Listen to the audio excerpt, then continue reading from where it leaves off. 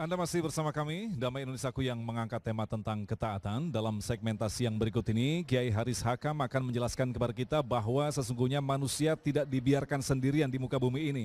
Untuk taat kepada Allah, manusia memerlukan apa yang disebut dengan iman. Tanpa iman, mustahil manusia akan menjadi taat kepada Allah. Silakan, Kiai.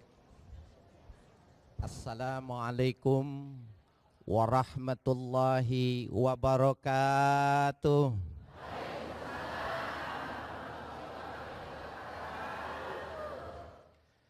Bismillah walhamdulillah wassalatu wassalamu ala rasulillah Muhammad ibn Abdullah wa alihi wa sahbihi wa mawala la hawla wa la quwwata illa billah.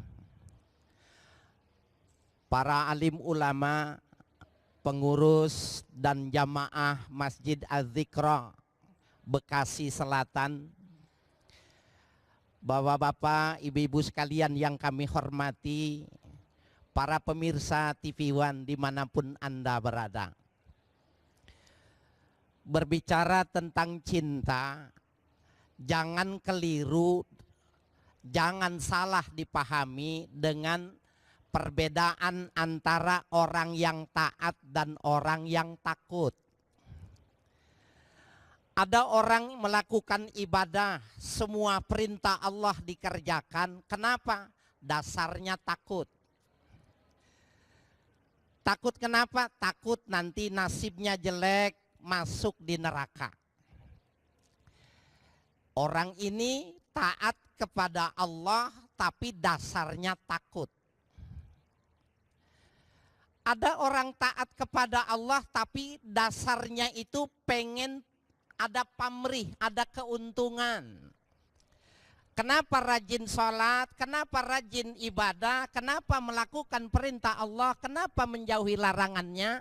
Pengen masuk surga. Apalagi nih kaum bapak, ya, satu orang besok di dalam surga, ibu, suami ibu dapat bidadarinya minimal 70.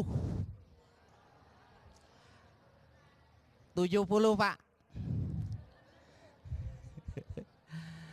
Ibu setuju nggak suaminya dapat bidadari 70? Bapak setuju pak dapat bidadari 70? Dalam urusan yang semacam begini memang tidak bisa ketemu. Oleh karena itu bapak ibu sekalian yang berbahagia, kelas ketaatan kepada Allah itu mau tidak mau akan berjenjang, bertingkat. Bagaimana caranya supaya punya kualitas yang terbaik? Lakukan ketaatan itu dengan dasar cinta. Dengan dasar apa, Bu? Subhanallah. Orang kalau dasarnya cinta, orang takut jadi berani, betul? Bu, saya punya tetangga penakut. Kalau malam tidur mau kencing, ibunya dibangunin. Ibunya tidak ada, pembantunya bangun. Ngapain? Cuma ngantar ke kamar mandi. Setelah dewasa, punya kekasih, ternyata pacarnya rumahnya di samping kuburan. Malam minggu datang nggak? Datang. Orang karena cinta hilang rasa takut, betul? Orang kalau dasarnya cinta, yang tadinya pelit jadi murah. Ya, ada orang rajanya pelit. Jangankan minta sodakoh, minta dosanya nggak dikasih. Tapi kalau yang meminta kekasihnya, ya, jangankan harta dek, dada ini kau belah, seluruhnya untukmu. Dulu.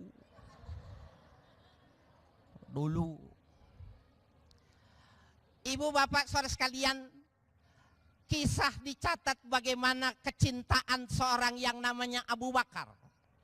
Rasulullah dalam sebuah perjalanan akhirnya tertidur di pahanya. Ternyata sekian lama Rasul tidur, terbangun sahabat Abu Bakar yang dijadikan pahanya untuk bantal sudah hitam mukanya. Kenapa? Menahan digigit kala jengking. Kata Nabi, kenapa kau tidak geser kakimu? Aku khawatir kau bangun ya Rasul. Dia nggak mau, jauh lebih mahal kecintaannya ketimbang Rasul tertidur bangun. Lebih baik digigit, diantup kalajengking walaupun penuh dengan racun. Ibu, suami ibu tiduran. Kemudian ada kalajengking gigit kaki ibu. Suami ibu apain?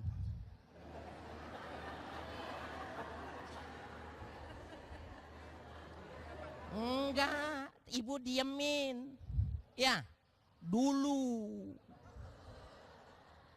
Kalau sekarang, ngalih.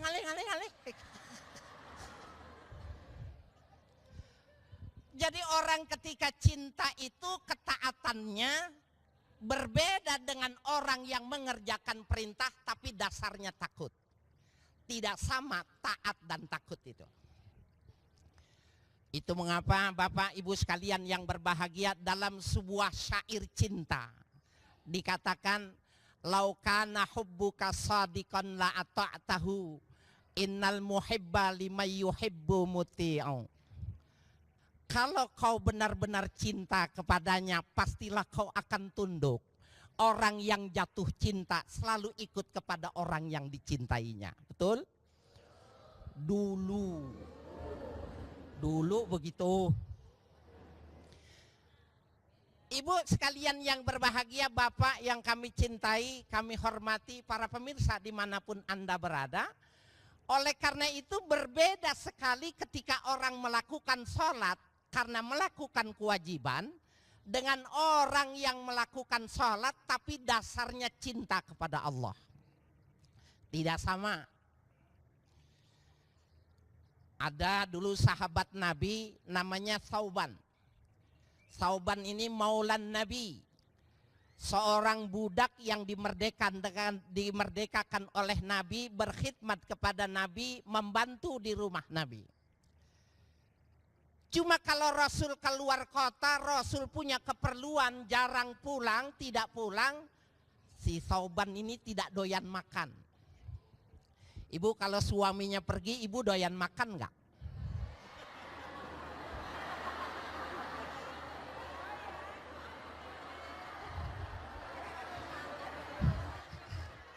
Pergi nggak pergi sama aja Ustaz.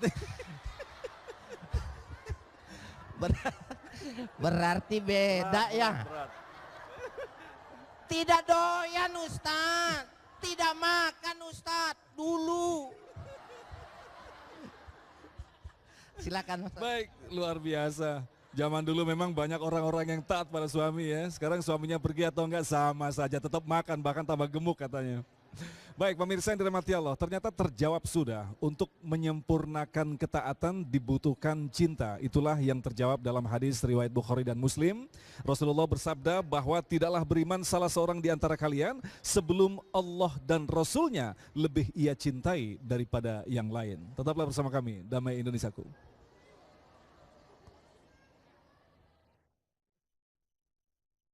Keteladanan yang luar biasa. Ada tokoh ulama besar tapi perempuan, sufi besar tapi dia seorang ibu. Siapa yang kenal? Hadiahnya mobil. Ya. Sufi besar, ulama besar, perkataannya masyhur dikutip oleh para ulama. Ada yang tahu? Hadiahnya mobil. Mobilnya Mas Agung. Ya. Dialah Rabi'ah al-Adawiyah.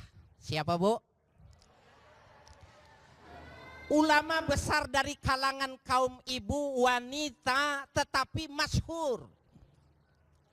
Bahkan ulama Sufyan Ats-Tsauri ketika ingin melihat bagaimanakah tingkat kecintaan Rabi'ah Adawiyah kepada Tuhannya yang mewarnai ketaatannya, sampai Rabi'ah al-Adawiyah menolak lamaran para pujangga, lamaran para pengusaha, bahkan raja-raja ditolaknya.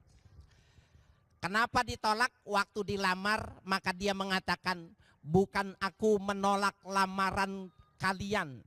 Sesungguhnya cintaku sudah habis kuberikan kepada Allah. Aku khawatir menjadi seorang istri yang tidak bisa mencintai suaminya lagi. Habis sudah cintanya diberikan kepada Allah. Sehingga sahabat ulama, mohon maaf, ulama besar Sufyan Ats-Tsauri bertanya kepada beliau tentang kecintaan dan takwa. Beliau mengatakan, ma'abadtuhu khaufan an-narih wala raja'an an jannatih. Aku beribadah kepada Allah bukan karena takut masuk neraka. Dan aku taat kepada Allah bukan karena berharap besok masuk surga. Subhanallah, ketaatan yang berbalut dengan cinta menjadi sesuatu yang hebat, menawan, tiada tanding dan tidak ada banding. Nih baru hebat. Ini baru disebut luar biasa. Oleh karena itu ibu sekalian, bapak yang kami hormati, orang kalau punya cinta maka ketaatannya menjadi super hebat. Itu mengapa digambarkan di dalam Al-Quran, mayyuti'illaha wa rasulahu faqad faza fawzan azima. Siapa yang taat kepada Allah, siapa yang taat kepada Rasul, bahkan dalam hadis dia melebihi kecintaan terhadap siapapun, faqad faza fawzan azima. Sungguh dia akan mendapatkan kebahagiaan yang luar biasa, yang besar, azim. Pakar-pakar tafsir mengatakan fauzan azima fid dharain. Dia akan mendapatkan kebahagiaan pada dua tempat. Di dunia dia bahagia, di akhirat pun dia akan berbahagia. Bahkan Imam Al-Fashini mengatakan la yuqadiru qadrahu wala tablughu ghayatahu. Yang namanya fauzan azim, kebahagiaan yang besar itu tidak bisa terukur oleh kemampuan orang mengukur. Kayak apa sih nanti hebatnya itu kebahagiaan Allah? La yuqadiru qadrahu. Tidak ada yang mampu mengukur hebat kadar dari kebahagiaan yang diterima orang yang taat tapi dasarnya dengan cinta. Wala tablughu ghayatahu, dan tidak akan sampai orang memahami maksimalitas dari sebuah kebahagiaan yang akan diberikan. Oleh karena itu Bapak Ibu sekalian, kalau kita melakukan sholat, lakukanlah sholat itu dengan kecintaan. Ibu kalau makan nasi, ya, karena butuh makan atau karena memang kebutuhan hidup. Beda. Orang yang sholat karena kebutuhan dengan orang yang melakukan sholat karena itu perintah Tuhannya tidak sama nilainya. Subhanallah. Kita saja buat perbandingan. Ibu nih, kenapa ibu mau ikut sama suaminya diajak pergi meninggalkan ibu bapak kandung? Halo? Ibu dibawa sama suami ibu ke Bekasi ya Bu ya? Ibu kan ninggalkan bapak ibunya, tinggalin, nangis-nangis, ikut nih sama cowok, betul? Kenapa ibu mau ikut sama nih cowok? Dulu.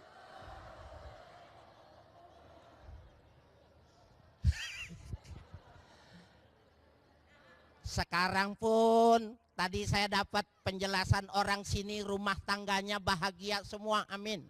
Satu lainnya rukun dan membahagiakan, amin. Itu yang sudah bagus, ayo kita ambil, kita tanam, kita warnai ketaatan kita kepada Allah. Ma'abadtuhu khaufan an-narih. Aku beribadah bukan karena takut dengan api neraka. Ibu berani dengan api neraka?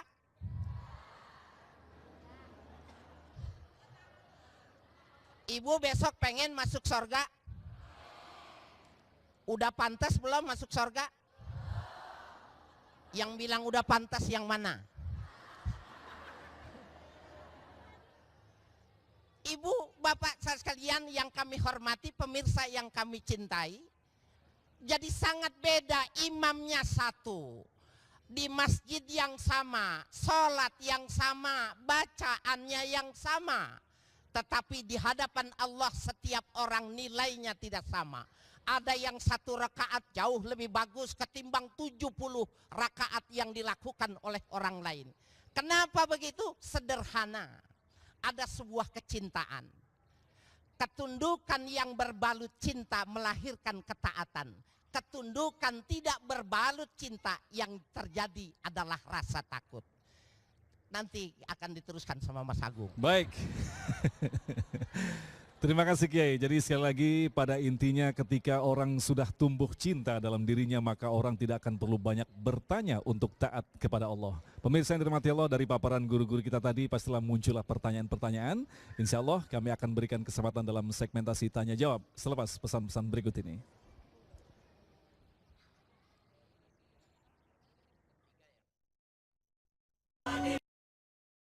Kita belum punya rumah atau katakanlah kita mau renovasi rumah untuk kesejahteraan anak-anak kita. Ini yang berhubungan dengan ketaatan kepada Allah, mana yang lebih baik kita pilih? Apakah kita untuk berangkat ke haji atau untuk mensejahterakan anak-anak? Karena kita berpikir kalau kita misalnya berangkat terjadi sesuatu apa-apa di sana dan anak-anak kita di rumah bagaimana gitu. Sementara kita juga ingin ketaatan kita kepada Allah berjalan di saat yang sama. Mana yang harus kita pilih, Pak? Pertanyaan luar biasa sekali Ibu Emi. Terima kasih. Berikutnya Ibu Diah, silakan. Assalamualaikum warahmatullahi wabarakatuh. Saya mau bertanya Pak Ustadz, bagaimana orang yang taat dan patuh kepada Allah itu seumpama manusia itu sudah menjalankan perintahnya yaitu salat 5 waktu, puasa dan lain sebagainya.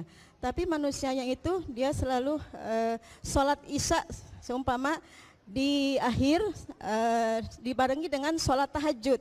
Karena ada yang bilang saya murid ya, ada seperti itu salat Isya dibarengi dengan tahajud. Karena kalau tidak dengan Isya dia itu tidak bangun tahajud.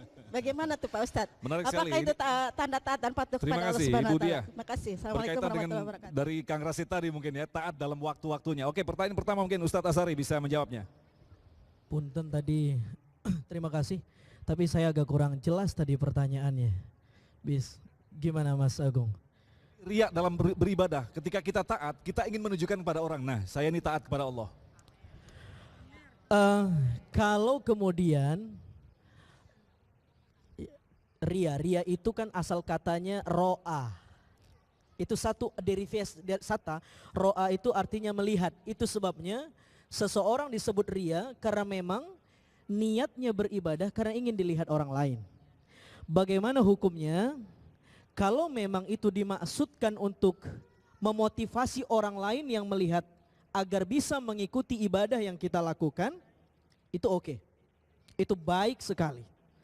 Toh sedekah dengan tangan kanan, tangan kiri tidak tahu itu diridhoi oleh Allah, hatta tangan kiri juga tahu, itu juga diberkahi oleh Allah Azza wa Jalla kalau kita punya hati bisa dijaga. Tapi yang jadi dosa adalah ketika kita beribadah, niatnya ingin dilihat oleh orang lain, ini loh ibadah saya. Ini loh yang bisa saya lakukan, ini loh kualitas ibadah saya. Nah ini yang bisa nanti kemudian menjatuhkan kita kepada syirik khafi. Memang kita tidak menyembah berhala, memang kita tidak menyembah pohon misalnya.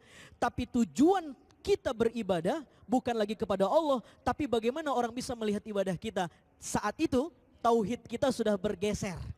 Ini yang berbahaya. Makanya kan salah satu ciri-ciri orang yang mendustakan agama itu apa? Ara'aital ladzi yukadzibu bin. Terus fadzalikal ladzi yad'ul yatim wa la yahuddu ala ta'amil miskin fawailul lil musallin. Celakalah orang yang salat yang bagaimana? Fawailul lil musallin alladzina hum an salatihim sahun.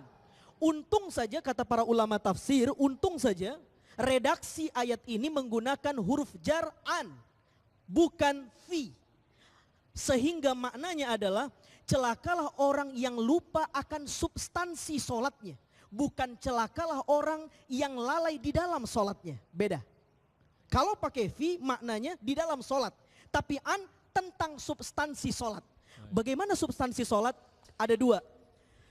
Alladzina hum yura'un wa yamna'unal ma'un. dia orang-orang yang kemudian ingin amalan sholatnya dilihat oleh orang lain. Bahaya. Baik. Kalau dia seperti itu, dia sudah lupa substansi ibadah sholatnya. Naudzubillah min dzalik. Terima kasih Ustaz Azhari. Kemudian Kang Rasid, ini berkaitan dengan masalah sholat tadi. Sholat Isya kita dekatkan dengan sholat tahajud. Artinya kan Kang Rasid tadi menjelaskan taat kepada Allah pada waktu-waktunya. Nah, dalam kasus seperti ini bagaimana menjawabnya? Terima kasih. Kepatuhan kita memang harus dilandaskan ketulusan dan keikhlasan. Ada sebagian mengatakan para ulama fikih bahwa tahajud itu harus ada jeda tertutup oleh tidur dulu gitu ya. Kang, bagaimana kalau sholat Isya digabungkan ke tahajud karena memang supaya dia bangun? Guru kami menyampaikan, Syekh Sarawi di Mesir di Al-Azhar, dia menyampaikan begini, kalau engkau sholat Isya cuman jedang Isya ke tahajud itu dipakai maksiat, katakan itu tidak sah. Yang bisa diakhirkan sholat Isya itu kalau antara maghrib sampai Isya dipakai ibadah. Contoh, ngaji di masjid sampai jam 9, Isyanya jam 9 gitu. Tetapi dipakai ngaji sampai jam 9, jadi sholat Isya akhir jam 9 itu sunnah, boleh. Tetapi kalau dari maghrib sampai Isya itu dipakai hal-hal yang bukan ketaatan, tidak boleh, harus tetap di awal waktu. Kalau sampai ke tahajud, khawatir dari Isya sampai ke tahajud itu ada hal-hal yang tidak ketaatan itu. Yang kedua, memang esensi dari ketaatan ibadah kepada Allah itu adalah dia tulus dan ikhlas, tidak terasa terpaksa. Tadi disampaikan definisi taat itu dia patuh kepada perintahnya, kemudian dipatuh dia dalam waktu menjalankannya. Yang ketiga, dia patuh dengan penuh rasa hormat dan tulus kepadanya. Orang taat seperti cermin deh. Bunda lihat cermin. Cermin itu dia santun. Kedua, cermin itu sabar. Pertama, santun, cermin itu santun. Bu, pipi sebelah kanan belum rata make upnya. Cermin santun menyampaikannya, tidak marah-marah. Yang kedua, dia sabar. Ibu bercermin di depan kaca berjam-jam tidak ngamuk, itu cermin. Ya. Dan yang ketiga, dia menyembunyikan rahasia kita. Ketika orang yang bercermin, tadi ada yang cermin loh di sini, dia tidak laporan. Nah, orang-orang taat, dia tidak pamrih. Kalau ibadahmu pamrih, siap hatimu perih. Masya Allah. Kalau ibadahmu bersyarat, tadi saya sholat tahajud kalau gabung sama Isya bersyarat dong. Ya. Berarti cintamu berkarat ke Allah. Allahu Akbar. Bagaimana ketulusan ini muncul? Ibadahlah kepada Allah tanpa pamrih, maka hatimu jauh dari perih. Ibadahlah kepada Allah tanpa syarat, maka cintamu tidak akan berkarat kepada Allah. Subhanallah, cukup jelas sekali. Baik, pada jawaban yang terakhir dari Ibu Emi tadi, kasus yang sangat menarik sekali, Kiai, bisa dijawab. Artinya kita taat kepada Allah, salah satunya melaksanakan haji, tetapi ada kebutuhan-kebutuhan yang harus kita penuhi terlebih dahulu. Silakan, Kiai. Baik Ibu yang bertanya, Allah secara tegas mengatakan walillahi 'alan nasi hijjul bait man istata'a ilaihi sabila. Wajibnya berangkat haji itu kalau mampu. Apa sih ukurannya mampu? Yang primer. Ibu udah cukup untuk makan. Ibu cukup untuk sandang, ibu cukup ala kadarnya papan, maka pada saat itu sudah wajib berangkat haji. Bagaimana cara menunaikan haji? Ibu masukkan uang di lumbung, ya, di bambu. Bismillahirrahmanirrahim. Saya berangkat haji. Berapa kemampuannya dia menabung, maka sesungguhnya dia sudah melakukan haji. Soal sampai sono dan tidak sampai sono itu mah urusan nasib. Ibu pengen cepat berangkat haji, pengen berangkat haji cepat, gampang, baca 2 surah. Kalau malam ibu baca, kalau pagi habis sholat duha baca surah Yasin. Kalau malam ibu baca surat Tanah. Insya Allah cepat berangkat haji. Dibaca, Kenapa dilihatin, begitu? Kenapa begitu? Al-Imam Utsman Asy-Syakir mengatakan, boleh bagi orang yang sudah punya rumah, hanya pas rumah, hanya pas makan, hanya baju di badan. Kalau dia jual rumahnya, dia ridho pulang tidur di masjid, sah juga ibadah hajinya. Jadi oleh karena itu ketaatan kepada Allah, pada konteks ketaatan melakukan ibadah haji itu dasar kecintaannya seberapa. Kalau kepada Allah lebih, maka sesungguhnya ya dia punya nilai lebih. Ada orang jual, pulang tinggal di asrama. Ibu boleh sama suaminya jual, berangkat haji, pulang tidur di adzikro. Boleh. Jadi setiap malam ngeliatin surat tanah nih, jual enggak jual gitu. Baik, terima kasih pemirsa. Itulah tadi jawaban-jawaban yang insya Allah akan melengkapi tema bahasan kita tentang ketaatan. Dan sekaligus apa yang telah disampaikan oleh guru-guru kita tadi mudah-mudahan menjadi bekal bagi kita untuk semakin mematangkan ketaatan kita kepada Allah. Tetaplah bersama kami akan kembali dengan doa dan kesimpulan selepas pesan-pesan yang berikut ini.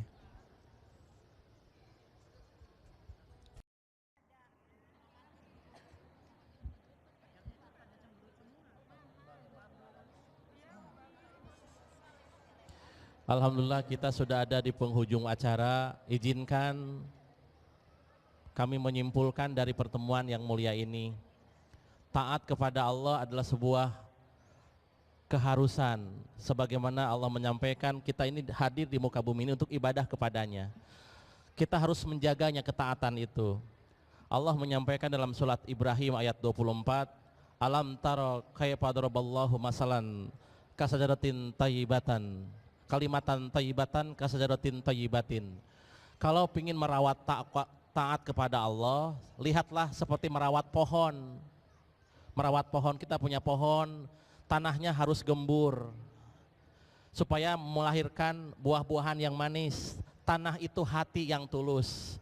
Ketika engkau sholat, ketika engkau pergi haji, ketika engkau mengaji, berikanlah ketulusan yang total kepadanya dengan cinta. Itu adalah tanah yang subur. Kalau sudah tanah yang subur, siramin dengan air supaya tanahnya tidak tandus. Disiramin dengan mengaji, disiramin dengan puasa, disiramin dengan baca Quran. Setelah disiramin, rawat atau itu tanah, jangan sampai ada maling masuk ke tanah itu, dipagerin. Kita sudah nanam bertahun-tahun, 36 tahun merawat anak untuk jadi anak soleh, tapi banyak maling yang datang ke rumahnya. Maling itu kebohongan, kesombongan, itu teh maling akhlak. Pagerin dengan takut ke Allah Subhanahu wa ta'ala. Terakhir, kalau sudah dipagerin, kalau boleh tuai itu buah dengan dipupuk itu tanaman dengan melaksanakan ibadah kepada Allah Subhanahu wa ta'ala. Disiramin, ditanamin, digemburkan, dipagerin. Itulah cara merawat taat kita kepada Allah Subhanahu wa ta'ala. Ayahanda bunda, ayuhal musyahidun al-kiram, rahimakumullah. Bagaimana taat kepada Allah? Para ulama sufi memberikan 3 tipologi. Yang pertama, ada orang yang taat kepada Allah itu mentalnya adalah mental pedagang. Dia hanya ingin taat kepada Allah kalau ada untungnya saja, kalau ada marginnya saja. Itu kan pedagang. Pedagang tidak akan jadi pedagang kalau produk yang dia jual tidak punya margin. Seorang hamba dia mau taat kepada Allah kalau ada untungnya, apa? Surga. Ini tingkatan yang pertama. Ada tingkatan yang kedua, taat kepada Allah bermentalkan karyawan. Taat dan patuh kalau lagi ada bos di sampingnya.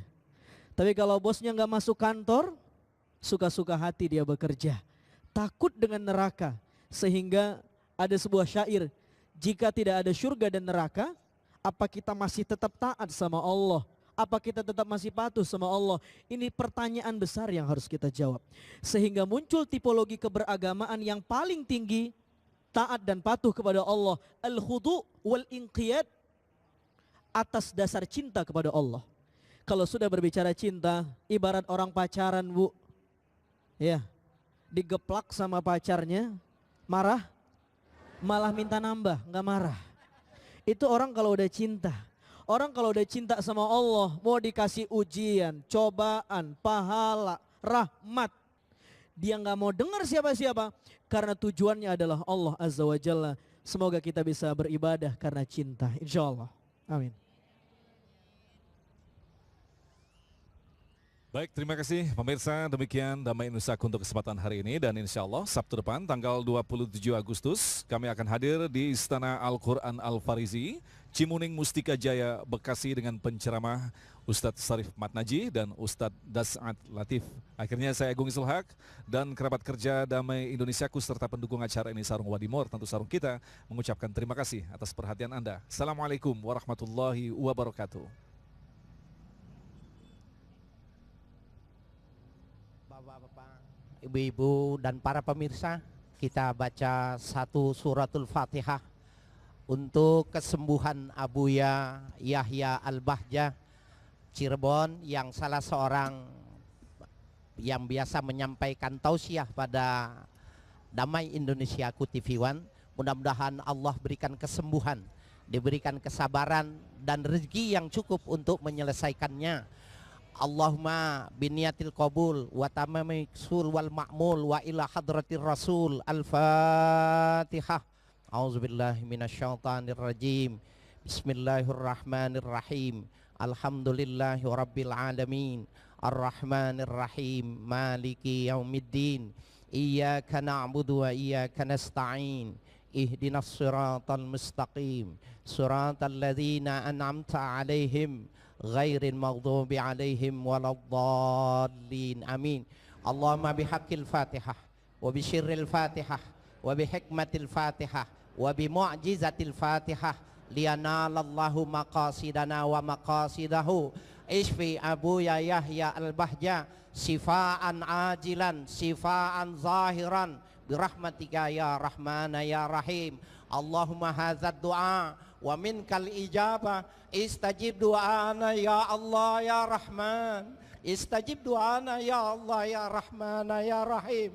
Ya Rahman ya Rahim. Waja'alna minal muti'in salihin mukhlisin. Allahumma waffiqna wa waffiqna ila siratikal mustaqim wahdina ila siratikal mustaqim. Wa sallallahu ala nabina Muhammadin wa alihi wa sahbihi walhamdulillahi rabbil alamin. Amin. Wassalamualaikum warahmatullahi wabarakatuh.